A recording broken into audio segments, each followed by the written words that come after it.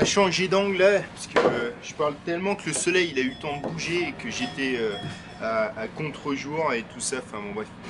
Plus de batterie, enfin tu parles à un trépied mais tu vois même pas que tu parles juste à un trépied en fait. Tu parles pas à plus quoi, tu parles à un trépied. Donc j'ai parlé avec un trépied pendant 10 minutes sur les chantiers participatifs, je vais essayer de vous condenser finalement ce que j'ai pu dire. Les chantiers participatifs qui sont faits aujourd'hui sont dans bien des cas des chantiers qui sont réfléchis par rapport aux besoins même de la construction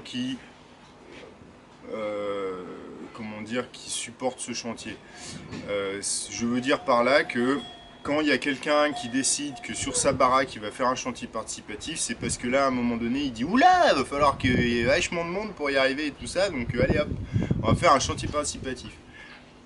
Eh ben non, ça c'est pas un chantier participatif digne de ce nom. Ça veut dire, pourquoi je dis ça? Parce que en fait aujourd'hui je pense que le chantier participatif il est un peu sur la sellette. Il y a pas mal de personnes qui, parce qu'ils font des chantiers bidons comme ça, enlèvent toute la force, toute la beauté de ce mouvement là d'émancipation de l'apprentissage, d'émancipation par l'expérience et à tous. Alors voilà, ce que moi je regrette c'est tu vois, le chantier participatif, c'est un truc assez neuf et c'est un truc génial qui a permis à pas mal de gens d'accéder à un apprentissage gratos, pour peu qu'ils se bougent, qu'ils payent le voyage, ou bon voilà, il y a ces frais-là, mais après c'est gratuit et c'est quelque chose qui est par la force même de l'expérience. Je ne peux pas parler d'un apprentissage qui soit plus empiriste que celui-là, quoi.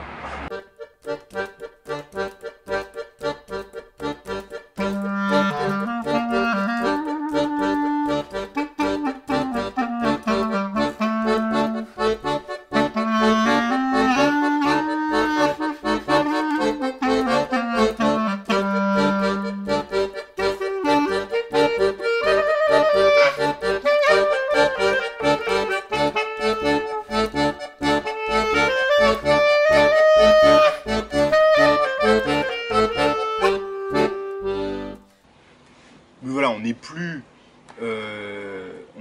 dans cet échange solidaire qui appartient à un microcosme qui doit survivre, qui doit être autonome, qui doit être résilient, enfin tous ces termes-là. Hein. Mais c'est ça. Et pour être résilient, bah, il faut que quand il y en a un qui a une tuile, et ben, tous les autres l'aident. Et puis au moins comme ça, ben, demain ce sera peut-être moi, et puis après demain ce sera peut-être Thierry ou Martine, ou etc. Et puis comme ça tout le monde peut tenir debout parce que l'union fait la force et tatatoum toum toum. Voilà. Mais le chantier participatif, c'est pas ça maintenant. Parce que quand moi je me casse en Savoie ou que je pars dans les Midi-Pyrénées ou que je vais faire un chantier dans le nord de la France ou machin, etc.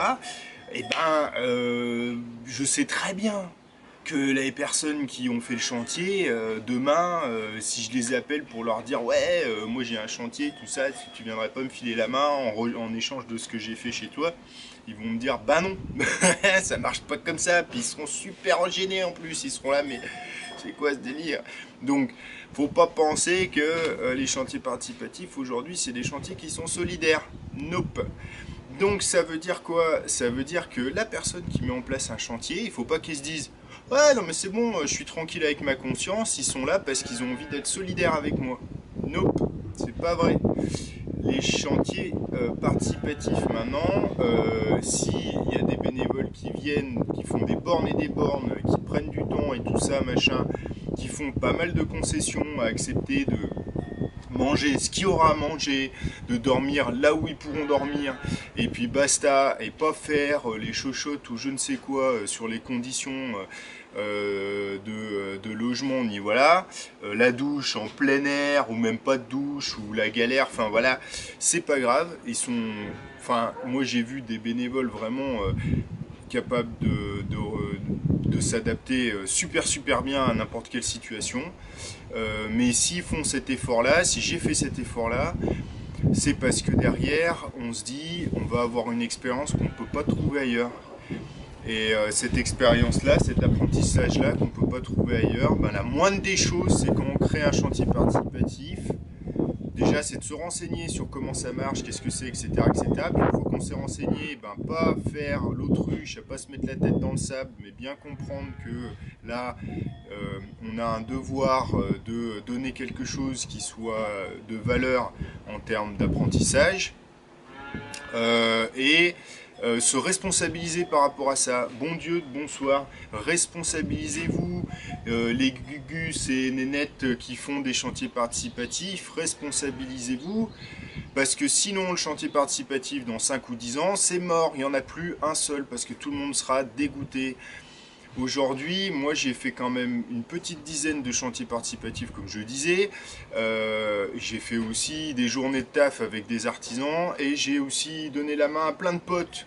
Donc je sais très bien les différents chantiers qui peuvent se mettre en place sous cette affaire de régime de base du bénévolat. Mais au final, et c'est ça qui me rend le plus triste finalement, enfin qui m'attriste le plus, oui c'est ça en fait, ça m'attriste, mais ça me met aussi en colère, mais la colère et la tristesse, ben c'est lié. Ce qui m'attriste dans l'histoire, c'est que ceux qui se targuent d'être les plus enrichissants en termes d'expérience, en termes d'apprentissage, c'est ceux qui le sont le moins.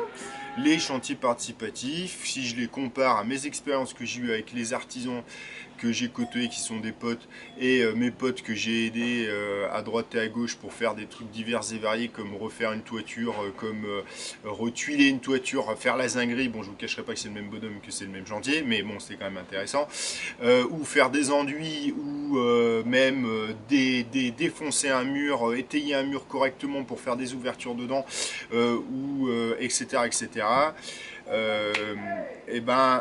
Tous ces chantiers-là, ils étaient super intéressants et hyper riches, et ils n'avaient pas du tout la présomption, la pédance de se dire chantier école.